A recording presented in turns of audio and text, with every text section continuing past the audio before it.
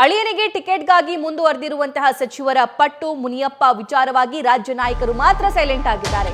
ನಾನು ಕೋಲಾರಕ್ಕಷ್ಟೇ ಸೀಮಿತವಲ್ಲ ಅಂತ ಗುಡುಗಿದ್ದಾರೆ ಮುನಿಯಪ್ಪ. ರಾಜ್ಯಾದ್ಯಂತ ನನ್ನ ಬೆಂಬಲಿಗರು ಇದ್ದಾರೆ ಅಂತ ಹೇಳೋ ಮೂಲಕ ಯಾವ ಮೆಸೇಜ್ ರವಾನಿಸ್ತಾ ಇದ್ದಾರೆ ಅಂತ. ಇನ್ನು ಸ್ಥಳೀಯ ನಾಯಕರು ಸಿಎಂ ಡಿಸಿಎಂ ಕೂಡ ಡೋಂಟ್ ಕೇರ್ ಅಂತ ಇದ್ದಾರೆ. ಯಾಕಂದ್ರೆ ನಿನ್ನೆ ಎಷ್ಟು ದೊಡ್ಡ ಮಟ್ಟದಲ್ಲಿ ಕಾಂಗ್ರೆಸ್ನಲ್ಲಿ ಗುಲ್ಲೆಬ್ಬಿತ್ತು ಅನ್ನೋದನ್ನು ಕೂಡ ನಾವು ಗಮನಿಸಿದ್ದೀವಿ. ಕೆಎಚ್ ಮುನಿಯಪ್ಪ ಅವರ ಅಳಿಯನಿಗೆ ಟಿಕೆಟ್ ಫಿಕ್ಸ್ ಅನ್ನುವಂತ ಮಾತು ವದಂತಿ ಕೇಳಿ ಬರ್ತಾ ಇದ್ದಂತೆ 5 ಜನ, ಅದರಲ್ಲಿ MLC, ಸಚಿವರು, MLA ಒಟ್ಟೊಟ್ಟಿಗೆ ರಾಜೀನಾಮೆ ಕೊಡೋದಕ್ಕೂ ಕೂಡ ಮುಂದಾಗಿದ್ರು. ಈ ಬಗ್ಗೆ ಮತ್ತಷ್ಟು ಲೈವ್ ಡೀಟೇಲ್ಸ್ ನಮ್ಮ ಪೊಲಿಟಿಕಲ್ ಕರೆಸ್ಪಾಂಡೆಂಟ್ ಶಿವಪ್ರಸಾದ್ ನೀಡ್ತಾ ಹೋಗ್ತಾರೆ. ಶಿವಪ್ರಸಾದ್, ಒಂದು ಕಡೆ ಮುನಿಯಪ್ಪ ಅವರ ಲಾಬಿ ನಿಲ್ತಾ ಇಲ್ಲ, ಈಗಲೂ ಕೂಡ ಅಳಿಯನಿಗೆ ಟಿಕೆಟ್ ಬೇಕು ಅನ್ನುವಂತಹ ಪಟ್ಟು ಹಿಡಿದಿದ್ದಾರೆ. ಅದರ ಜೊತೆಗೆ ರಾಜ್ಯ ನಾಯಕರಿಗೆ ಡೋಂಟ್ ಕೇರ್ ಅಂತಿದ್ದಾರೆ. ಇದರ ಹಿಂದಿರುವಂತ ಲೆಕ್ಕಾಚಾರ ಏನ್ ಹಾಗಾದ್ರೆ?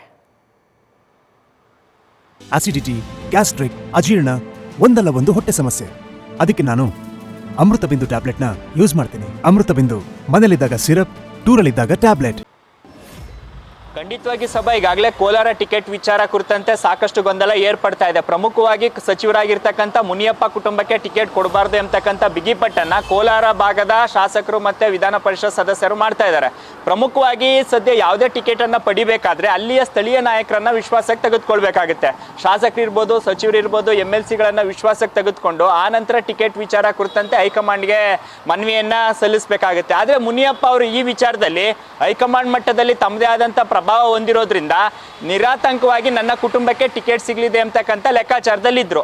ಯಾವಾಗ ಈ ವಿಚಾರ ಕುರಿತಂತೆ ಕೋಲಾರದ ಸ್ಥಳೀಯ ನಾಯಕರಿಗೆ ಈ ವಿಚಾರ ಮಾಹಿತಿ ಹೋಯ್ತು ಅಂದ್ರೆ ನಮ್ಮನ್ನ ಸಂಪರ್ಕ ಮಾಡದೆ ಹೈಕಮಾಂಡ್ ಮಟ್ಟದಲ್ಲಿ ತಮ್ಮ ಕುಟುಂಬ ಸದಸ್ಯರಿಗೆ ಟಿಕೆಟ್ ಪಡಿತಕ್ಕಂಥ ಯತ್ನದಲ್ಲಿದ್ದಾರೆ ಮುನಿಯಪ್ಪ ಅವರು ಎಂಬತಕ್ಕಂಥ ಮಾಹಿತಿ ಹೋದ ನಂತರ ಸಹಜವಾಗಿ ರಮೇಶ್ ಕುಮಾರ್ ಸೇರಿದಂತೆ ಇತರರು ಈ ವಿಚಾರ ಕುರಿತಂತೆ ಅಂದ್ರೆ ಮುನಿಯಪ್ಪ ಕುಟುಂಬಕ್ಕೆ ಮತ್ತೆ ಟಿಕೆಟ್ ನೀಡ್ತಕ್ಕಂಥ ವಿಚಾರಕ್ಕೆ ತಮ್ಮ ಅಸಮಾಧಾನವನ್ನ ಬಹಿರಂಗಪಡಿಸಿದ್ರು.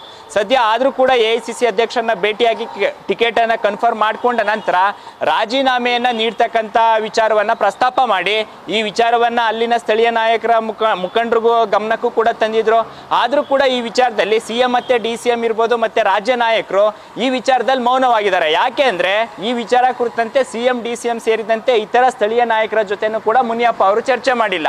ಈ ತರ ಲೋಕಸಭಾ ಚುನಾವಣೆಗೆ ನನ್ನ ಕುಟುಂಬದ ಸದಸ್ಯರನ್ನ ಇಳಿಸ್ತಾ ಇದ್ದೀನಿ, ತಾವೆಲ್ಲರೂ ಕೂಡ ಬೆಂಬಲ ನೀಡಬೇಕು ಎಂಬತಕ್ಕಂಥ ವಿಚಾರವನ್ನ ಅವ್ರ ಗಮನಕ್ಕೂ ಕೂಡ ತರದೇ ಇರೋದ್ರಿಂದ ಈ ರೀತಿಯ ಪರಿಸ್ಥಿತಿ ಬಿಗಡಾಯಿಸಿದೆ ಎಂಬತಕ್ಕಂಥ ಮಾಹಿತಿ ಲಭ್ಯವಾಗ್ತಾ ಇದೆ. ಸದ್ಯ ಈಗ ರಾಜೀನಾಮೆ ನೀಡ್ತಕ್ಕಂಥ ದೊಡ್ಡ ಮಟ್ಟದ ಬೆಳವಣಿಗೆಗಳಾದಂಥ ಸಂದರ್ಭದಲ್ಲಿ ಸಹಜವಾಗಿ CM DCM ರಂಗ ಪ್ರವೇಶ ಮಾಡ್ತಾ ಇದ್ರು, ಅಲ್ಲಿನ ನಾಯಕರನ್ನ ಕನ್ವಿನ್ಸ್ ಮಾಡ್ತಕ್ಕಂಥ ಪ್ರಯತ್ನ ಮಾಡ್ತಾ ಇದ್ರು.